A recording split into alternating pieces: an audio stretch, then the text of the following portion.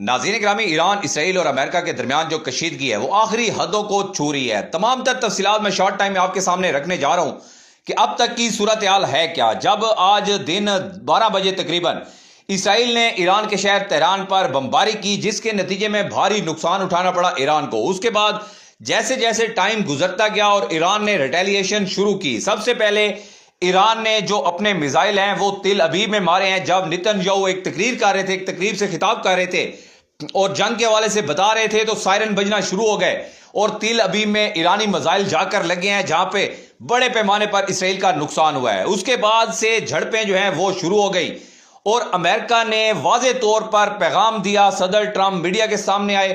صدر ٹرمپ نے واضح طور پر ایرانی افواج، پاسداران انقلاب اور ایران کے جتنے بھی لوگ ہیں ان کو یہ پیغام دیا کہ آپ لوگوں کے پاس یہ آخری موقع ہے، ہم جیسے ہی بمباری کریں گے آپ لوگ اپنے گھروں میں رہیں، گھروں سے باہر نہ نکلیں، بڑے بم برسائے جائیں گے اور اس کے بعد آپ کے پاس موقع ہے کہ آپ جو ہے ہتھیار ڈال دیں اور حکومت کے اوپر قابض ہو جائیں اور یہ حکومت ہم آپ کے حوالے کر دیں گے۔ یعنی کہ دوسرے لفظوں میں ٹرمپ نے واضح جو ہے ایرانی عوام سے، پاسداران انقلاب سے، ان کی فوج سے، ان کی پولیس سے یہ واضح طور پر انہیں ایک مشورہ دیا ہے کہ ہم رجیم چینج کرنا چاہتے ہیں، اس لیے ہمارا ساتھ دیں تاکہ ہم بآسانی رجیم چینج کر رہے ہیں۔ لیکن ایرانی عوام نے اس کے جواب میں کیا کیا کہ پوری عوام باہر نکل پڑی ہے۔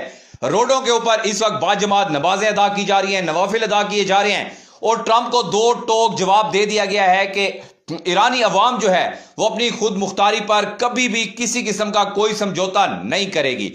اس کے بعد ناظرین، ایران کی جب ریٹیلیشن کا وقت آیا تو ایران نے تو سب کے چھکے چھڑا دیے ہیں۔ ایران نے کیا کیا؟ سب سے پہلے انہوں نے بحرین میں جو فوجی اڈے تھے امریکہ کے، وہاں پہ انہوں نے پورے کے پورے اڈے اڑا دیے اور وہاں پہ بڑی تعداد میں امریکی فوجیوں کی جانوں کا نقصان ہوا ہے۔ اس کے بعد ایران بحرین کے اوپر حملہ کرنے کے بعد ٹھہرا نہیں ہے، پھر اگلا انہوں نے قطر کے اوپر فوراً حملہ کیا اور قطر میں امریکی اڈے اڑا کے رکھ دیے ہیں۔ پھر اس کے بعد اب مشرق وسطیٰ میں ایران نے اعلان کیا ہے کہ جہاں جہاں پہ امریکی اڈے ہیں سب اڑائے جائیں گے، اسرائیل کو اب صفحہ ہستی سے مٹا دیا جائے گا۔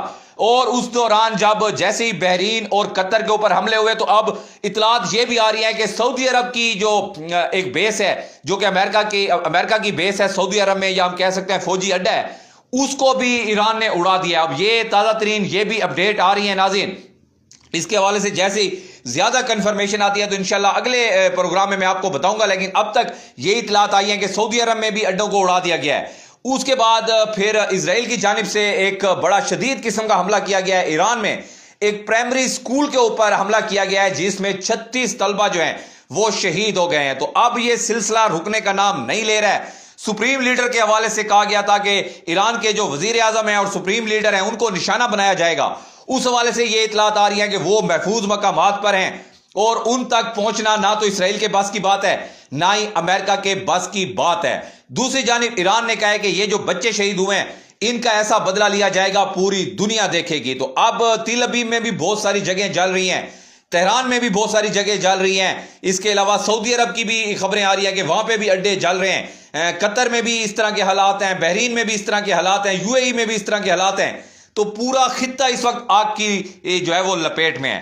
اب یہاں پہ سوال یہ پیدا ہوتا ہے کہ ہمارا پیارا وطن پاکستان اس وقت کس کے ساتھ کھڑا ہے، کیونکہ ہم تو اس ٹرمپ کو امن ایوارڈ دینے کے خواہش مند ہیں جو کہ معصوم بچوں کو پرائمری اسکول کے اوپر بم گرا رہا ہے، جو کہ غزہ کے بچوں کو شہید کر رہا ہے، اس کو ہم نوبل پرائز دینے جا رہے ہیں۔ تو یہ ہماری تو ترجیحات یہ ہیں، لیکن اب دنیا کے سامنے کھل کر چیزیں آ گئی ہیں ناظرین کہ یہ جو اسرائیل اور امریکہ ہے یہ پورا ایک گریٹر اسرائیل کا جو منصوبہ ہے اس کے اوپر عمل پیرا ہے اور یہ ایران تک بات رکے گی نہیں۔ خدا نہ خواستہ اگر ایران سے یہ جیت گئے، جو کہ لگتا نہیں ہے کہ ایران سے یہ اتنی آسانی جیت جائیں گے، اگر خدا نہ خواستہ جیت گئے تو اگلا ہدف پاکستان ہوگا۔